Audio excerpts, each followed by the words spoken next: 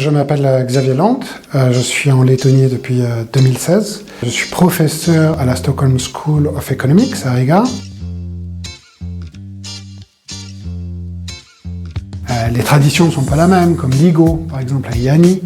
C'est assez intéressant de voir un pays qui célèbre en fait le solstice d'été. Et puis aussi, peut-être que les Lettons ne remarquent pas trop, mais que je remarque en ayant habité dans plusieurs villes en France, c'est que Riga est une ville assez sécuritaire. Le centre, on peut le faire en moins d'une demi-journée à pied.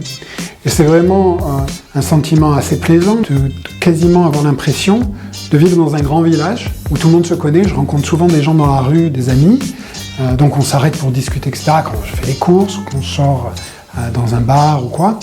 Et ça donne ce sentiment que tout est très proche. Donc les différentes parties de la ville sont proches. Les unes des autres, mais aussi les gens sont proches, parce qu'on les rencontre très souvent. Ça donne vraiment un effet de cocon. On vit à Riga comme on vit dans un cocon, si vous voulez, dans une bulle. Le premier, c'est un conseil qui est valable un peu partout. Il y a toujours l'image qu'on se fait d'un pays et l'expérience qu'on en a. Et il y a très souvent, tout le temps, un décalage entre les deux. Il faut être conscient de ça et il faut être aussi ne pas attendre trop du pays. Ça, ce serait un premier conseil. La deuxième chose, c'est même si vous restez pour 3-4 mois, essayez d'apprendre un petit peu de letton. Sinon, pour le pays, c'est de pas hésiter aussi à se déplacer en Lettonie. Maintenant, c'est l'automne et l'automne est magnifique en Lettonie.